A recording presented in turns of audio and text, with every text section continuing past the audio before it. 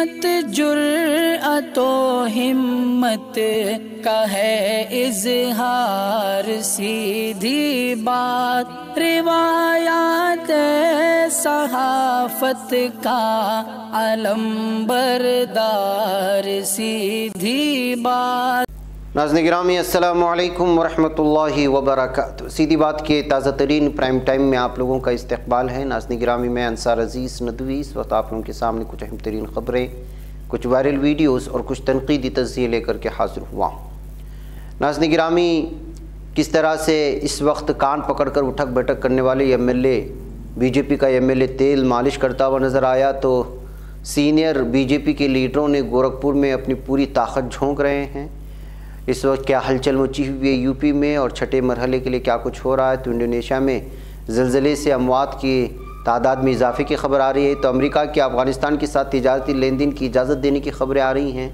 आखिर BJP के लिए मुसलमान ही वाहिद मसला क्यों है। यूक्रेन की कुछ और भी तफसीलात हैं, वो आप लोगों के सामने रखना है। और एक धोखेबाज माशूक़ा की बात करना है जिसने बहुत सारे आशिकों को शादी के नाम पर झांसा दिया है।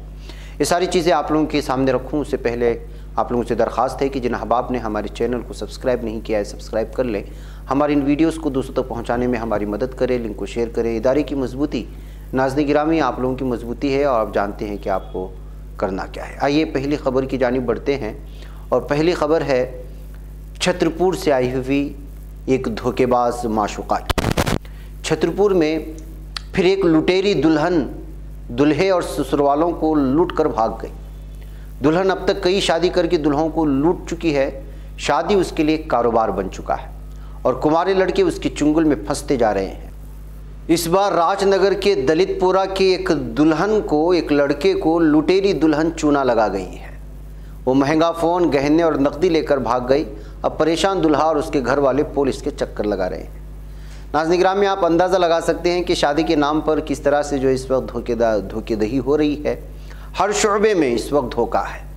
दलितपुरा में रहने वाले सोहनलाल अहरवार की शादी गांव के हरदास नाम की शख्स ने कराई थी।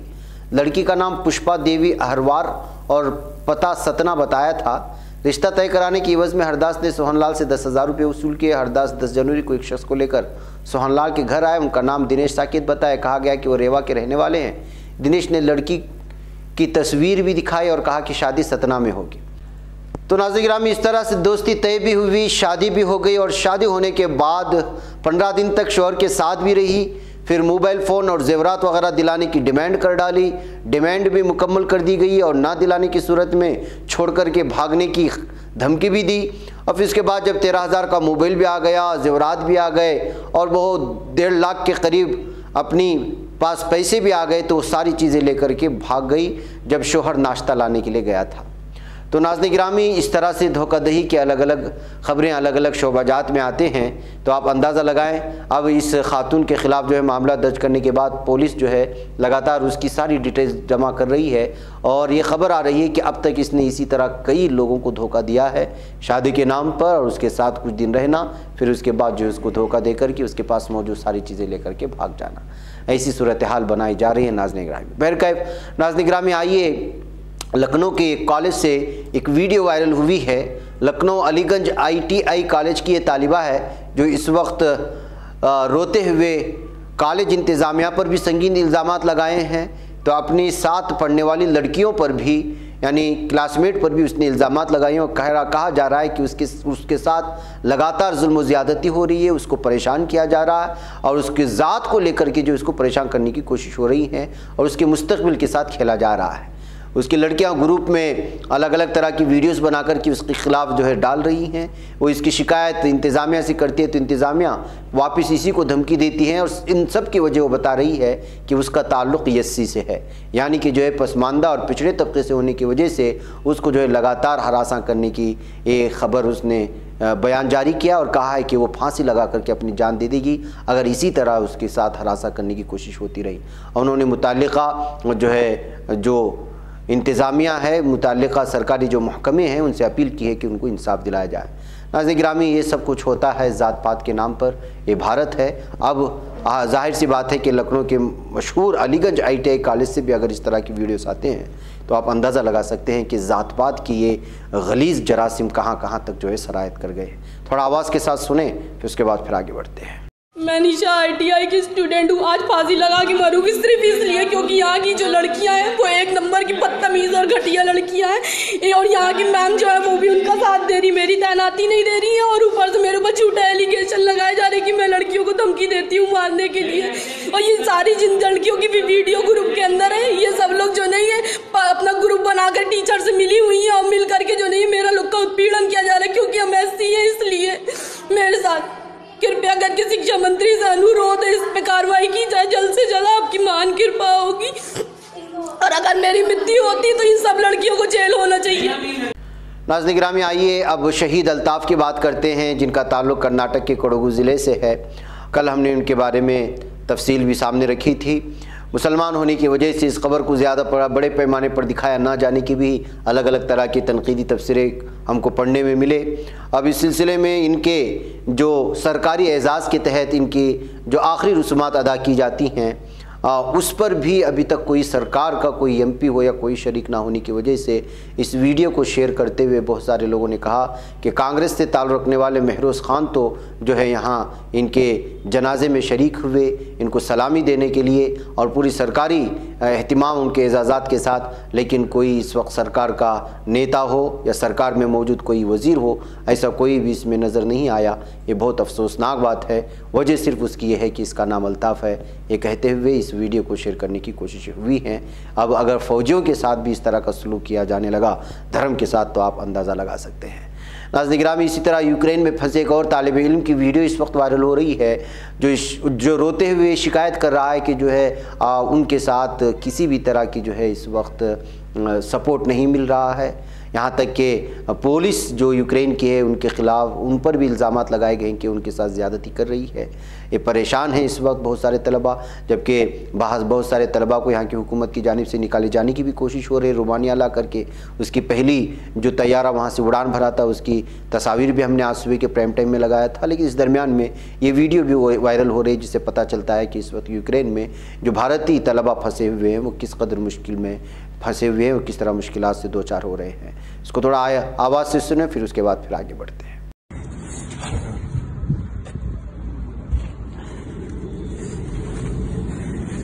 हम 10 घंटे से अभी इंतजार कर रहे हैं इस बॉर्डर पे, लेकिन हमें कोई नहीं निकाला है। कोई ऑफिशियल, कोई भी ऑफिशियल हमसे कांटेक्ट नहीं किया। कितना संभालेंगे अपने जूनियर्स को, संभालते अब कितना संभाले। दोपहर के 2 बजे कल से निकले हैं, अभी तक कोई कांटेक्ट नहीं हुआ। इससे अच्छा तो साला मर जाते हैं हम लोग। वहीं कोई आके मिसाइल मार देता, हमें कोई माँ बाप ही नहीं है यहाँ पे, कोई पूछने वाला ही नहीं है। सिर्फ बातें हो रही है कि हाँ आपके लिए ऑफिसर खड़े हैं। कौन ऑफिसर खड़ा है? कोई नहीं खड़ा है यहाँ पे। कैसे निकलेंगे हम?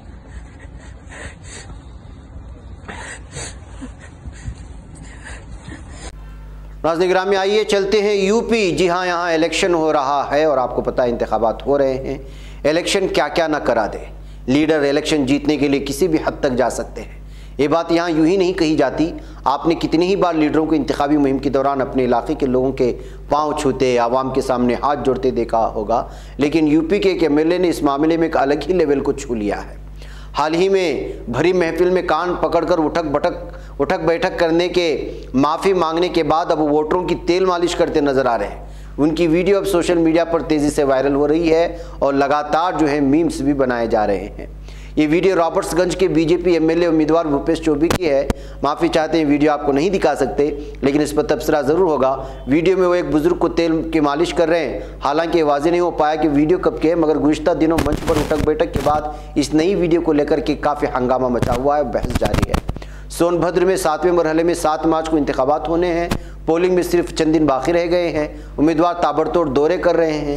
नाराज़ वोटरों को मनाने की कोशिश की जा रही है, तो वोटरों के दिलों में जगह बनाने के लिए अलग अलग तरह के हथकंडे भी अपनाए जा रहे हैं। नाज़रीन गिरामी, वहीं पर BJP के सीनियर लीडरों ने गोरखपुर में डेरा डाला हुआ है। छठे मरहले की मुहिम के लिए पूरी ताकत झोंक रहे हैं। जी हाँ, 5वें मरहले की इंतखाबी मुहिम की इख्तिताम के साथ ही BJP के लीडरों ने गोरखपुर में पूरी तरह से अपनी ताकत का मुजाहरा कर रहे हैं। कौमी सदर JP नड्डा देर शाम चौरा असम्बली हल्के में जलसे आम किया। नड्डा कुशीनगर के खड्डा और सनत कबीर नगर के धनघाटा में भी जलसा करके बीजेपी के हक में वोट करने के लोगों से अपील कर रहे हैं। गोरखपुर बस्ती डिवीजन के इंतखाबात छठे मरहले में 3 मार्च को होंगे। इसके लिए 1 मार्च की शाम 6 बजे तक इंतखाबी मुहिम चलाई जा सकती है। इन मंडलों में असम्बली की 41 सीटें हैं, इसलिए बीजेपी ने अपनी पूरी ताकत झोंक दी। वज़ीर आला योगी हफ्ते से गोरखपुर में भरपूर मुहिम चलाएंगे। तो नाज़रीन गिरामी, जिस तरह से यूपी में बीजेपी के पैरों के नीचे से ज़मीन खिसकती जा रही है, उसी तरह से बड़े बड़े लीडरान इस वक्त जो है यहाँ पर पूरी तरह अपना जोर दिखाने की कोशिश कर रहे हैं। वहीं पर एसपी भी पीछे नहीं रही है। जया बच्चन ने आज कहा है कि 3 भाभीयों की देवरों से मांग बीजेपी सरकार को उखाड़ फेंके। जी हाँ नाज़रीन गिरामी, समाजवादी पार्टी की स्टार कैंपेनर डिम्पल यादव और राज्यसभा MP जया बच्चन ने हफ्ते को जौनपुर में जलसे आम से खिताब किया। दोनों ने मड़ियाओं में SP उम्मीदवार सुषमा पटेल और मछली शहर में डॉक्टर रागिनी सोनकर के हक में इंतखाबी मीटिंग करके आवाम से आशीर्वाद मांगा है। इस दौरान जहां समाजवादी पार्टी की हुकूमत बनने पर डिम्पल यादव ने अच्छे दिनों के ख्वाब दिखाए, वहीं जया बच्चन ने कहा कि डिम्पल रियासत की छोटी बहू है और मैं बड़ी हूं। हमें बहुत अच्छा लगता है जब हम तीनों बहुएं एक स्टेज पर आ गई हैं। तो नाज़रीन गिरामी, जाहिर सी बात है कि ये सब असम्बली इंतखाबात के लिए जो कुछ भी हो रहा है यूपी में, और जितने भी अभी तक सियासी तबसरे सामने आ रहे हैं, उसमें यही महसूस किया जा रहा है कि बीजेपी को जो है पूरी तरह से हार होने वाली है, शिकस्त होने वाली है। इसलिए पूरे की पूरे, लेकिन बराह रास्त जो मुकाबला इस वक्त जो यूपी में देखा जा रहा है वो SP और बीजेपी में है। बकिया पार्टियाँ अपने पैमाने पर ज़रूर कोशिशें कर रही हैं। नाज़रीन गिरामी, इंडोनेशिया, यहाँ पर खबर आ रही कि ज़लज़ले से अमवात की तादाद में इजाफा हुआ है और ज़ख्मियों की तादाद में भी। जहाँ जजीरा समाट्रा में पेश आने वाले 6.2 की शिद्दत के ज़लज़ले में अमवात की तादाद 8 को पहुँची है, जबकि ज़ख्मियों की तादाद 86 तक हो गई। नेशनल डिज़ास्टर मैनेजमेंट एजेंसी के तर्जुमान अब्दुल महरी ने ऐलान किया कि समाट्रा जजीरे के शिमाल में कल आने वाले ज़लज़ले की वजह से मुनहदिम होने वाली इमारत के मलबे तले आने वाले लोगों की तलाश पूरी तरह की जा रही है। उनका मानना है कि ज़लज़ले में अब तक शनाख्त होने वाले हलाकतों की तादाद 8 और ज़ख्मियों की तादाद 86 हो गई, जबकि 435 मकानात और इमारतों को बहुत नुकसान पहुँचा है। 6000 से ज़ायद अफराद नकल मकानी करने पर मजबूर हुए हैं। तो नाज़रीन गिरामी, जो इंडोनेशिया में पेश आने वाला है ज़लज़ला, उससे होने वाली हलाकतें दुनिया की दीगर ख़बरों के सामने पूरी तरह से इस वक्त जो है दब गई हैं। नाज़रीन, वहीं पर अमरीकी महकमा ख़जाना ने तालिबान और हक्कानी नेटवर्क के ख़िलाफ़ पाबंदियों से इस्तिस्ना के हालिया ऐलान में तौसी करते हुए जुमा को एक नया जनरल लाइसेंस जारी किया है, जिसके तहत अफ़गानिस्तान के तमाम सरकारी इदारों के साथ तिजारती लेन देन की इजाज़त दी गई है। महकमा ख़जाना के एक बयान में कहा गया कि नया लाइसेंस हालिया महीनों में जारी होने वाला 7वां लाइसेंस है, जो अफ़गानिस्तान और उसके सरकारी इदारों से मुंसलिक तमाम ट्रांसैक्शंस की इजाज़त देता है, जो दूसरी सूरत में अमरीकी पाबंदियों की वजह से ममनू होंगे। अलबत्ता यह अब भी तालिबान, हक्कानी नेटवर्क, इनसे मुंसलिक इदारों और महकमा ख़जाना की जानिब से ममनुआ अफराद को मालियाती मुंतकिली पर पाबंदी बरकरार रखता है। जनरल लाइसेंस के ऐलान के मौके पर प्रेस कॉन्फ्रेंस करते हुए सीनियर इंतजामी अहदेदार ने सहाफ़ियों को बताया कि आज बहुत से अफगान शहरी भूख और सर्दी का सामना कर रहे हैं, लिहाजा हम सबको तेज़ी से काम करने की ज़रूरत है। तो नाज़रीन गिरामी, धीरे धीरे इस तरह से जो पाबंदियाँ अफ़गानिस्तान और तालिबान पर लगाई गई हैं, उसको हटाने से थोड़ी बहुत सुकून की सांस ली जा रही है। नाज़रीन गिरामी, अब आखिर में मैं आपके सामने सिद्धार्थ वरदराजन का एक मजमून का खुलासा रखना चाहता हूँ, जिन्होंने इस मजमून की सुर्खी दी थी, बीजेपी के लिए मुसलमान ही वाहिद मसला है। नाज़रीन गिरामी, आप लोगों को मालूम होना चाहिए कि कुछ दिन पहले गुजरात के बीजेपी यूनिट की जानिब से एक कार्टून शेयर किया गया था, जिसमें मुसलमानों को इज्तिमाई फांसी देते हुए दिखाया गया था। जाहिर सी बात है कि ये तस्वीर आपके लिए कुछ मामूली सी लगी होगी, लेकिन हकीकत में ये एक ऐसा जहर था जो जहर पूरे माशरे में फैल सकता है। उससे एक पैगाम जा रहा था कि आखिर बीजेपी चाहती क्या है मुसलमानों को लेकर के। इसी को लेकर के वरदराजन ने जो खुलासा किया, उस मजमून लिखा, उसके हवाले से आपके सामने रखते हुए आपको चौकन्ना करने की ज़रूरत है। मुल्क को नरेंद्र मोदी और अमित शाह का सौगात देने वाले सूबे गुजरात की भारतीय जनता पार्टी ने अब एक ऐसा जहरालूद कार्टून शेयर किया जो हमें यहूदियों के ख़िलाफ़ नाजी प्रोपेगंडे और जुनूबी रियासत-ए मुत्तहिदा में नस्ल परस्तों के ज़रिए एक दूसरे को भेजी जाने वाली उन तस्वीरों की याद दिलाती है जिनमें लिंचिंग का जश्न मनाया जा रहा है। ट्विटर, इंस्टाग्राम पर शेयर किए गए लेकिन बाद में इन प्लेटफार्मों की जानिब से हटा दिए गए कार्टून में फांसी के फंदे से झूलते हुए मुसलमानों को दिखाया गया है। इस कार्टून में गुजराती में सत्यमेव जयते लिखा गया। इजाफी असर पैदा करने के लिए हिंदुस्तान के कौमी निशान को कानून की खिलाफ वर्जी करते हुए भी इस्तेमाल किया गया। इस कार्टून के पस मंज़र में बात है कि अभी हाल ही में एक ट्रायल कोर्ट ने 38 अफराद को सजाए मौत दी है। वाज़ेह हो कि ट्रायल कोर्ट ने 2008 में अहमदाबाद में मुख्तलिफ जगहों पर सिलसिलावार बम नस्ब करने के इल्ज़ाम में 77 अफराद के मुकदमे की समाअत के बाद ये सज़ा सुनाई। इन बम धमाकों में 56 अफराद हलाक और 200 से ज़ायद ज़ख्मी हुए थे। 11 मुल्जिमान को उम्र कैद और 28 को बरी किया गया। ये बम धमाके अवामुन्नास के खिलाफ एक घिनौना जुर्म था और इसे अंजाम तक पहुँचाने वालों के साथ हमदर्दी या रहमदिली के मुजाहरे के लिए कोई वजह भी नहीं है। ये भी तयशुदा अम्र है कि हुकूमत 28 अफराद को बरी किए जाने के फैसले के खिलाफ अपील दायर करेगी और जिन लोगों को सज़ा हुई है उन्हें भी आला अदालतों से रुजू करने का हक़ हासिल है। इसके बावजूद ये पूछना तो लाजिम है कि बीजेपी जो गुजरात और हिंदुस्तान दोनों में बरसर इख्तिदार है, इस तरह के कार्टून शाये करके आखिर क्या पैगाम देना चाहती है? क्या पार्टी की तरफ से कुछ लोगों के साथ अदल इंसाफ की तारीफ व तहसीन का हसन तरीक़ा है? तवक्को है कि पार्टी के कायदीन की जानिब से सीनों की सफाई पेश की जाएगी या फिर टोपी पहने बारिश मुसलमानों को मस्क़शुदा तरीके से तख्तेदार पर लटकाया जाना किसी और बात की अलामत है? क्या वाकई बीजेपी अपने हामियों को पैगाम देने की कोशिश कर रही थी कि मुस्तकबिल में तमाम मुसलमानों का यही अंजाम होने वाला है? बीजेपी और उसकी मुरब्बी तंजीम राष्ट्रीय स्वयं सेवक संघ के नजरिए और प्रोपेगेंडे के मरकज़ में ग्रुप के तौर पर मुसलमानों के होने की वजह से ये सवाल अहमियत के हामिल हैं और इंतखाब के ज़माने में उनकी ये मरकजियत पागलपन की हदूद को पार कर जाती है। देख सकते हैं कि उत्तर प्रदेश असम्बली इंतखाब में मोदी, शाह, वज़ीर आला आदित्यनाथ और पार्टी के दीगर अहदेदारों की बयानबाजी मुसलमानों के खिलाफ खफी और जली तौर पर दुश्मनी के तस्करों से भरी पड़ी है। मौजिज़ा कहिए या इत्तेफाक कि 2008 के एक मुकदमे में ट्रायल कोर्ट का फैसला और सज़ा का ऐलान इंतखाब के आइन दरमियान में आता है। इसलिए ये तो वाज़ेह है कि बीजेपी की जानिब से पोस्ट किए गए कार्टून का पैगाम मुसलमान है। इस कार्टून से लोगों को दहशत इसलिए हुई कि हमने माजी में एक मखसूस मजहबी अक़लियत के खिलाफ इस नौ की एक तरफा नफ्सियाती हरकत पहली भी देखी है और ये मुशाहदा भी किया है कि इसका अंजाम क्या होता है। नाजी प्रोपेगेंडे के एक मुअर्रिख जेफरी हेरेफ ने विक्टर क्लैम्परर का हवाला देते हुए लिखा है कि यहूदी हर तरह से थर्ड रेख की ज़बान के मरकज़ में है, दरअसल इस दौर के मुकम्मल नुक्ते नज़र के मरकज़ में।